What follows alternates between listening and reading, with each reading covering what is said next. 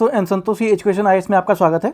ये हम राष्ट्रीय आय देखने जा रहे हैं। राष्ट्रीय आय नेशनल इनकम से जो भी क्वेश्चन बन सकते हैं वो सब सारे क्वेश्चन डाले गए हैं और साथ में आपको एग्जांपल के थ्रू में कुछ इमेजेस लगाई गई हैं ताकि समझने में आपको आसानी हो।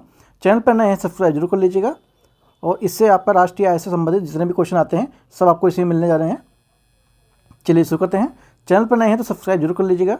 सब्सक्राइब करके अपना प्यारा सा एक सुझाव कमेंट में जरूर ड्रॉप करके जाइएगा और पीडीएफ के लिए आप टेलीग्राम से ले सकते हैं। लिंक आपको वीडियो के डिस्क्रिप्शन में दे दिया जाएगा।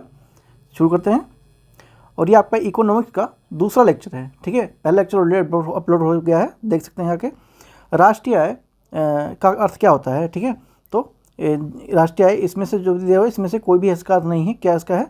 राष्ट्रीय आय एक वित्तीय वर्ष किसी देश के नागरिकों द्वारा पेश देश के अंदर या बाहर उत्पादित अंतिम वस्तुओं और सेवाओं के मौद्रिक मूल्य यानी कि जो बाजार मूल्य होगा उसका योग होता है, ठीक है। तो ये क्या होता है कि किसी वर्ष के पूरे वर्ष में नागरिकों और वहाँ की जो उसके अंदर उत्पादित वस्तुएं हैं और सेवाएं हैं उनका जो मूल वैल्यू होता है, रेट होता है जो मार्केट में, उसका योग को राष्ट्रीय आय कहते हैं।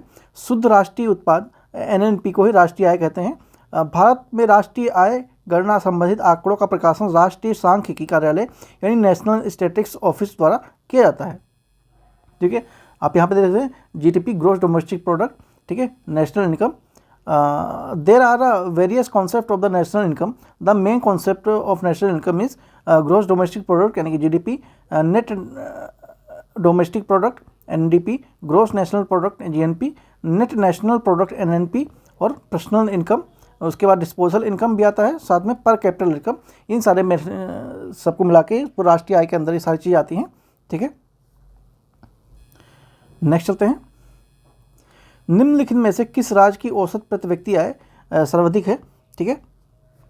तो कहाँ की है? गोवा की है, ठीक है। आप यहाँ पे देख सकते हैं गोवा की यहाँ पे $5,821 है, ठीक है। और भी स्टेट का यहाँ पे दिया हुआ है तो और भी आप देखेंगे तो इससे ज़्यादा किसी का है नहीं यहाँ पे, ठीक है। तो सबसे ज़्यादा कहाँ की है? गोवा की है, ठीक है, प्रति व्यक्ति आय। वर्तमान में प्रति व्यक्ति आय की दृष्टि से गोवा प्रथम स्थान पर है। वर्ष 2020-21 में चालू कीमत जो करंट प्राइस है गोवा का प्रति व्यक्ति आय 4,31,351 रुपये था। इस दृष्टि से सिक्किम दूसरे स्थान पे है, ठीक है। सिक्किम दूसरे स्थान पे यहाँ पे देख सकते हैं आप, सिक्किम दूसरे स्थान पे 5,570 है और गोवा कितना है? 5,821 है। उसके बाद बिहार कहाँ पे इस सूची में? सबसे अंतिम स्थान पे है, ठीक है। ये बिहार है आपका $588 है इनका वहाँ की प्रति व्यक्ति आय। तो इस तरह से मैप में देख सकते हैं, अलग राज्यों का भी देख सकते हैं। उत्तर प्रदेश का आपका 832 है, ये $832 है, ठीक है। डॉलर का साइन यहाँ पे लगा हुआ है, डॉलर के फॉर्म में आएगा यहाँ पे। भारत में राष्ट्रीय आय की गणना किसके द्वारा की जाती है? तो ये की जाती है राष्ट्रीय सांख्यिकी कार्यालय द्वारा। अभी हमने ऊपर देखा यहाँ पे, ठीक है, नेशनल स्टैटिस्टिक्स ऑफिस के द्वारा की जाती है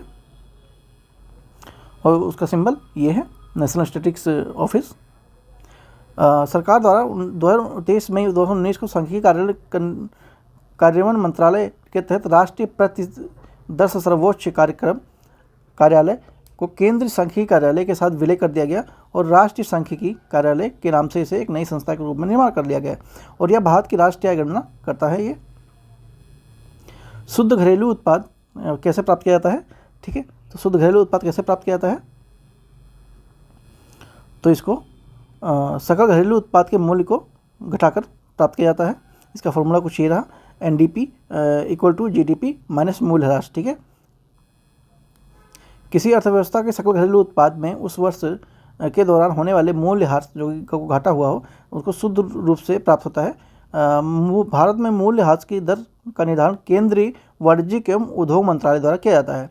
मूल्यह्रास कभी शून्य नहीं हो सकता, ठीक है, ये ध्यान रखेंगे। मूल्यह्रास कभी 0 नहीं हो सकता और इसलिए एनडीपी सदैव जीडीपी से कम होता है, ठीक है। मूल्यह्रास 0 नहीं हो सकता, इसलिए एनडीपी से जीडीपी सदैव कम होता है। राष्ट्रीय सकल राष्ट्रीय उत्पाद में श्रम की भागीदारी कम होने का क्या कारण है? क्योंकि इसमें कीमतों की तुलना में मजदूरी कम होती है, ठीक है। भारत में राष्ट्रीय आय को मापने के लिए प्रयोग किए जाने वाला आधार वर्ष कौन सा माना जाता है? तो ये आपका अभी इस समय 2011 और 12 वाला मानते हैं, ठीक है। वर्तमान में राष्ट्रीय आय की गणना आधार वर्ष 2011-12 है। इसे जनवरी 2015 में केंद्रीय सांख्यिकी मंत्रालय की अनुशंसा पर इसे अपनाया गया था। भारत में राष्ट्रीय आय की गणना के से गणना में उत्पन्न होने वाली एक प्रमुख समस्या क्या है? ये असंगठित क्षेत्र, ठीक है, अनऑर्गेनाइज जो सेक्टर है वो एक समस्या के रूप में आते हैं, मुख्य समस्या के रूप में। भारत की राष्ट्रीय आय की गणना प्रमुख समस्याओं में असंगठित क्षेत्र है से संबंध है, रोजगार का आकलन ना हो पाना, ठीक है। उदाहरण के लिए यदि कृषि क्षेत्र में कार्यरत लोग की आय का गणना करना कठिन है। वर्तमान में समय भारत में 86%, ठीक है, कितना 86% जो वर्क फोर्स है वो असंगठित क्षेत्र में ही कार्यरत है, ठीक है। सर्वप्रथम राष्ट्रीय आकलन का किसने किया था? ठीक है, तो दादा भाई नौरोजी ने किया था, ठीक है। यहाँ पे आप देख सकते हैं दादा भाई नौरोजी को। ये क्या थे? ये एक कांग्रेस के उदारवादी नरमपंथी नेता थे। धन निष्कासन सिद्धांत का प्रतिपादन भी इन्होंने किया था। Poverty and British rule in India इनकी पुस्तक है, इन्होंने लिखा था। समाचार इन्होंने रब्त गफ्फार यानी साप्ताहिक लॉन्च किया था इन्होंने उस समय। और कांग्रेस के अध्यक्ष ये 3 बार रह चुके हैं। साथ में ये पारसी धर्म जो आंदोलन था उसमें ये रहनुमाई मजलिसन सभा के भी अध्यक्ष हुआ करते थे। और ब्रिटिश संसद के लिए इन्होंने निर्वाचित होने के वाले प्रथम एशियाई लिबरल पार्टी से थे, ठीक है। उनका एक चीज़ इन्होंने वक्तव्य कहा था, एक क्या कई कदर यहाँ पे एक ही है, मैं धर्म और जाति से परे एक भारतीय हूँ, ठीक है। धर्म और जाति को छोड़ते हुए भी मैं एक सबसे पहले भारतीय हूँ, उसके बाद ही मैं कोई हूँ। यहाँ देख लेते हैं थोड़ा एक्सप्लेनेशन भी अच्छे से। भारत में सर्वप्रथम राष्ट्रीय आय का आकलन दादा भाई नौरोजी ने 1867 में किया था। उन्होंने अपनी पुस्तक poverty and British rule in India में भारत के प्रति व्यक्ति आय की 20 रुपये बताई थी, जबकि वैज्ञानिक विधियों के द्वारा राष्ट्रीय आय का आकलन सर्वप्रथम VKRV राव ने किया था। और DR गाडगिल ने केंद्र द्वारा राज्यों को दी जाने वाली जो अनुदान राशि है उसको निर्धारण करते हुए गाडगिल फार्मूला भी दिया था, जिसमें चौथी और 5वीं पंचवर्षीय योजना को स्वीकार कर लिया गया था इसमें, ठीक है। नेक्स्ट चलते हैं। बाजार कीमत पर शुद्ध घरेलू उत्पाद यानी NDP प्राप्त किया जाता है। कैसे प्राप्त किया जाता है? तो इसका फॉर्मूला ये है, NNP MP विदेशों से प्राप्त आय को माइनस कर देंगे तो आपका आ जाएगा। इसमें कुछ एक्सप्लेनेशन करने वाला ऐसा है नहीं। नेक्स्ट चलते हैं। सकल घरेलू उत्पाद की अवधारणा में घरेलू सीमा के अंतर्गत निम्नलिखित में से कौन सा शामिल नहीं है? ठीक है, तो कौन शामिल इसमें से नहीं है आपका घरेलू उत्पाद की अवधारणा में? तो ये आपका विदेशों में स्थित भारतीय संस्कृति के मंदिर, ठीक है। उसके बाद आपका ये 2 या 2 से अधिक देशों के मध्य सीमा विवाद का जो होता है वो ये दोनों आपका इसमें सकल घरेलू उत्पाद की अवधारणा के अंतर्गत ये नहीं आते हैं, ठीक है। यहाँ पर दिया हुआ है, फिर भी देख एक्सप्लेनेशन देख लेते हैं। सकल घरेलू उत्पाद की अवधारणा के अंतर्गत घरेलू जो सीमा में निम्नलिखित क्षेत्र को शामिल किया जाता है, ठीक है। घरेलू सीमा में मतलब जो भारत का एरिया है उसमें कौन कौन से क्षेत्र शामिल किए गए हैं, ठीक है। तो कौन सा है? देश का राजनीतिक क्षेत्र पर यानी कि पॉलिटिकल बाउंड्री, ठीक है, पॉलिटिकल बाउंड्री। उसके बाद विशेष आर्थिक क्षेत्र, स्पेशल इकोनॉमिक जोन, ठीक है। उसके बाद अंतरिक्ष क्षेत्र, अंटार्कटिक व आर्कटिक ध्रुवीय क्षेत्र में स्थित जो शोध केंद्र हैं वो। गहरे समुद्री क्षेत्र, आप कमेंट में बताएंगे जो अंटार्कटिका या अटलांटिक ध्रुवीय क्षेत्र में जो हमारे मतलब भारत के जो शोध केंद्र हैं उनके नाम कमेंट में बताएंगे। गहरे समुद्री क्षेत्र, विदेशों में राजनयिक कार्यालय, देश के निवासियों द्वारा संचालित मछली पकड़ने की नौकाएं और तैरते हुए प्लेटफॉर्म, ये सब आपका सकल घरेलू के उत्पाद की अवधारणा के अंतर्गत में शामिल किया गया है। व्यक्तिगत व्यय, योग या प्रयोज्य व्यय, इंग्लिश में बोले तो डिस्पोजल इनकम। क्या? Disposal income. इसका अर्थ क्या होता है भाई? ठीक है, तो इसका अर्थ क्या होता है कि व्यक्तिगत आय माने प्रत्यक्ष कर, ठीक है। व्यक्तिगत आय में से प्रत्यक्ष कर को भुगतान को बाद में जो आय आप पास शेष बचती है, ठीक है, वह व्यक्तिगत पोज्य आय कहलाती है, डिस्पोजल इनकम कहलाती है। धारक इस राशि की बचत करने के लिए व्यय करने या निवेश करने आदि के लिए स्वतंत्र रहता है। अप्रोच आय इक्वल टू कुल आय माइनस कर अदायगी और माइनस गैर कर अदायगी, ये कोई फार्मूला है इसका। नेक्स्ट चलते हैं। राष्ट्रीय आय में वृद्धि के साथ साथ अर्थव्यवस्था पर क्या प्रभाव पड़ता है? ठीक है, तो ये सेवा क्षेत्र के जो अंश इसमें बढ़ जाता है। क्या बढ़ जाता है? सेवा क्षेत्र के अंश बढ़ जाते हैं। किसी अर्थव्यवस्था में राष्ट्रीय आय में वृद्धि के साथ साथ अर्थव्यवस्था में किस सेवा क्षेत्र जो सर्विस सेक्टर है उसका अंक बढ़ जाता है, जबकि प्राथमिक क्षेत्र जैसे कृषि, खनन, मत्स्य आदि का अंश इसमें कम हो जाता है। ठीक है दोस्तों, आपने सब्सक्राइब नहीं किया हो तो सब्सक्राइब जरूर कर लीजिएगा। थोड़ा अच्छा लगता है और कुछ नहीं, है ना। आप लोग वीडियो देखते हैं सब कुछ है लेकिन सब्सक्राइब नहीं करते हैं, तो कर लीजिएगा, इससे यूट्यूब को पता लगेगा कि हाँ वीडियो अच्छी बनी है और लोगों तक ये पहुँचाएगा। लेखांकन वर्ष के दौरान किसी देश की घरेलू उत्पादित सभी वस्तुओं और सेवाओं का मूल्य कहा जाता है, किसी को क्या कहते हैं, जीडीपी कहते हैं, ग्रॉस डोमेस्टिक प्रोडक्ट कहते हैं, ठीक है, जीडीपी कहते हैं। एक लेखा वर्ष में किसी देश की घरेलू सीमाओं के अंदर उत्पादित सभी वस्तुओं और सेवाओं का अंतिम मौद्रिक मूल्य उस देश की सकल घरेलू उत्पाद कहलाता है, जीडीपी कहलाता है। वहीं सकल राष्ट्रीय उत्पाद से आशय है एक वर्ष की अवधि में एक देश के नागरिकों द्वारा देश की सीमा के अंदर या बाहर उत्पादित की गई अंतिम वस्तु और सेवाओं को सकल मौद्रिक मूल्य से होता है। सकल घरेलू उत्पादन यानी जीडीपी डिफ्लेटर्स निम्नलिखित में से किसके माध्यम से मध्य एक अनुपात है, तो ये आपका नॉमिनल जीडीपी और वास्तविक जीडीपी, ठीक है। यहाँ पे आप देख सकते हैं जीडीपी डिफरेंस कैसे निकालना है, तो नॉमिनल जीडीपी नीचे आपका रियल जीडीपी और इंटू 100, तो आपका ये आ जाएगा। यहाँ पे आपका 100 नहीं दिया हुआ है तो आप लिख लेंगे, ठीक है, मैं ही लिख देता हूँ इंटू 100, है ना, ये आपका क्योंकि पीडीएफ में सेव रहेगा तो आपको भी सही रहेगा। वैसे यहाँ पे लिखा हुआ है, कोई दिक्कत है नहीं। एनीवे, तो ये क्या होता है, जीडीपी डिफ्लेटर नॉमिनल जीडीपी और वास्तविक जीडीपी के मध्य अनुपात है। इसके द्वारा मुद्रास्फीति की दर का पता चलता है। यह मुद्रास्फीति के आकलन में संपूर्ण जीडीपी का आंकड़ों का प्रयोग करता है। इसलिए यह अन्य सभी सूचकांकों होल प्राइस इंडेक्स और कंज्यूमर प्राइस इंडेक्स की अपेक्षा अधिक व्यापक नॉमिनल जीडीपी सकल घरेलू उत्पाद का चालू बाजार कीमतों पर मूल्यांकन करता है, ठीक है। नेक्स्ट चलते हैं। इनमें से कौन सा एक कारक गलत है, गलत लागत पर जीडीपी के लिए सत्य है, ठीक है, फैक्टर कॉस्ट की बात कर रहा है ये, तो कौन सा है, बाजार मूल्य पर सकल घरेलू उत्पाद माइनस अप्रत्यक्ष कर प्लस में सब्सिडी, ठीक है, प्लस में सब्सिडी।